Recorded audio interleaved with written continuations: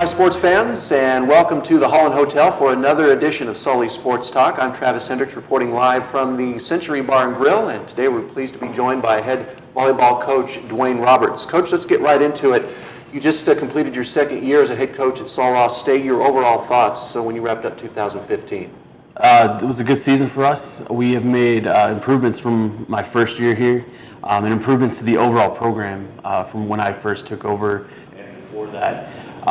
Now we're at a point in my reign here that we need to start pushing the envelope, start pressing for more conference wins, and become a force within the American Southwest. Who are some of the returners that you look to be back next year that will make the biggest impact? I'm fortunate. We have 16 total returners, which is huge in building a program. Instead of relying on freshmen to start, now I have these freshmen are sophomores, my sophomores are juniors. But there's a couple kids that I'm really looking forward to coming back and contributing big, and they're senior outside hitter Candace Hughey and senior outside Brittany Serrano. Those were our two all-conference kids from the previous year. And then you got Katie Reeves and McKenna Thomas. Katie is a setter, she's the quarterback of the volleyball team basically, and McKenna is our libero, and I teach and preach defense all the time. We can frustrate the other team, we're gonna win some games. So those four kids on top of all the returners coming back, I look to those four to really push us in that direction. You and I talked before the broadcast about having kind of a surplus of recruits. Elaborate a little bit on that. That's kind of a good problem to have. Now, in terms of weeding out everybody before two-a-days starts, that's got to be an issue. But that's something that is almost unheard of at Sul Ross. Yeah, we, from my days back home in New Mexico, I've made a lot of contacts, and I've been fortunate that these contacts are still sending me kids here at Sul Ross, and we have a surplus. At this point in the season, I'm usually erasing names off of my recruiting board that have committed or going elsewhere, said to coach, I'm just not playing, something like that. This year, I'm still writing names for 2016 recruiting class, and that is a good problem. Because you don't ever want to be short on recruits. You want to have a good amount, and the recruiting this year has been going really, really well. We're getting kids out of areas that through my time here we haven't had any, and looking back on years past that maybe they haven't been as successful as getting kids out of the Houston area and the Dallas area. So recruiting is going well. Now we just got to get these kids on campus and get them, into our system and play some local volleyball. You talked about the partnership with New Mexico. How has that worked out so far in the recruiting process? It's been well. It's been really good for us, and we here, we're in a kind of a unique situation because my hometown borders the state of Texas, right. And with that they get in-state tuition. And so I'm constantly calling all of my contacts back home, hey, do you got kids this year? And then, I go and recruit in El Paso. Las Cruces is 30 minutes away, and I have a good relationship with those coaches. We haven't gotten many kids come here, but the first step is that dialogue between us and the recruits and the coaching staff, and getting them to see, oh, hey, it's really, Las Cruces, New Mexico is really not that far from Alpine, Texas, considering most of them are looking at schools across the country or elsewhere. So that even though we don't have kids on the team from New Mexico, we still have that connection here. And hopefully with this year, there's a couple kids that I really want for the state, and we can build on that. Your thoughts on the recruiting process during the off season? What have been some of the obstacles that you've had to face? I know we've been talking about recruiting a whole lot in the show, but again, recruiting is unlike Mary Hardin-Baylor and places like that who are geographically in a very convenient location. You got Dallas to the north, Houston to the east, Austin and San Antonio to the south. But out here, it's trying to find a gold nugget or a diamond in the rough. Right. What have been some of the biggest obstacles that you have faced here during the off season? Distance from everything, basically. Getting the kids, I call a kid, well, we're in Alpine. Well, Coach, I've heard of Alpine, but where is it? So, I explain that. And myself getting to these big recruiting tournaments. It cost us a lot of money to go to the Dallas area, to the Houston area. But if we want to be successful in this conference, we're going to have to go out that way. And but once we get the kids on campus, they love it out here. They step foot and they're like, "Coach, I really like it. It's beautiful." And the parents love it. They love the small class size that we have. I think it's like 14-1. Yeah.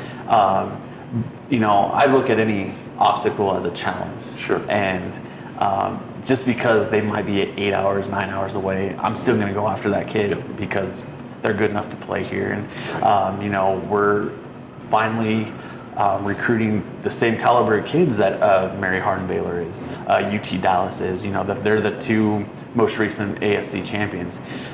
So now we're competing to get those kids from their backyards. Right.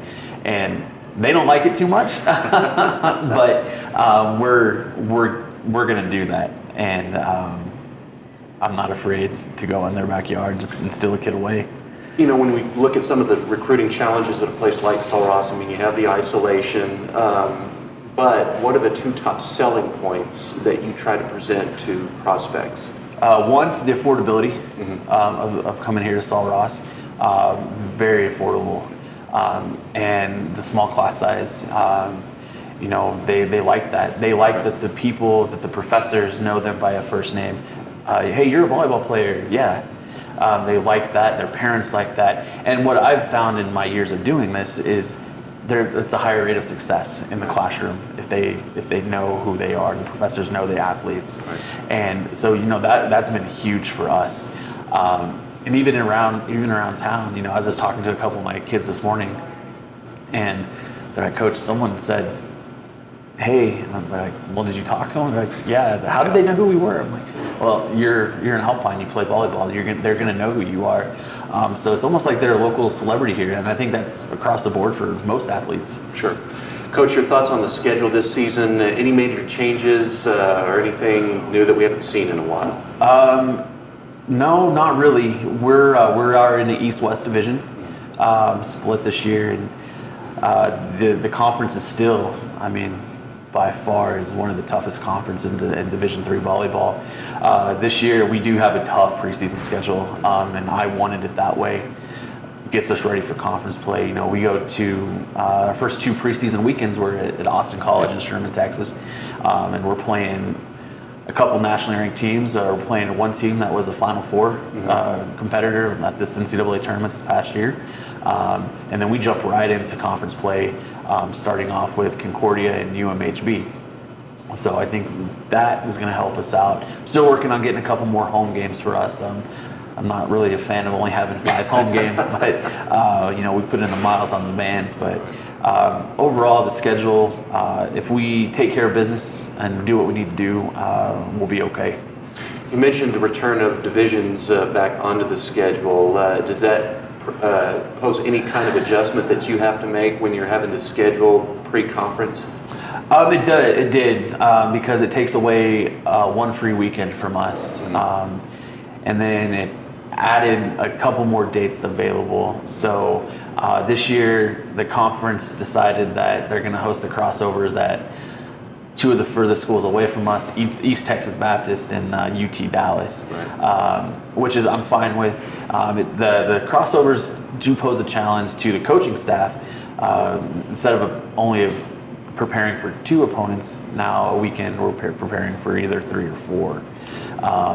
So we have to prepare accordingly, and it's never makes it easy when you're on a long bus ride to East Texas. Coach, my final question is, heading into the fall, what will be some keys, especially the top 2 keys to make a run at the postseason tournament? Consistency, and the second one, consistency is a big one for us. Staying consistent in what we do, and having the confidence that we know how to play volleyball.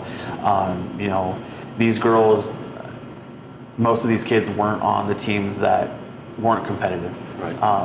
But they're still we're Sul Ross. Well, right. We're not that Sul Ross anymore. Right. I told the kids that if we can consistently play our best volleyball and have the confidence that we can beat these teams, we're going to be fine.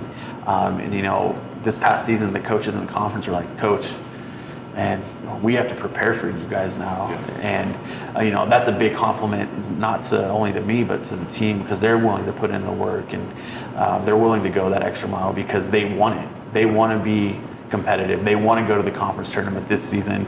It'll be like the first time in 10 years, I believe.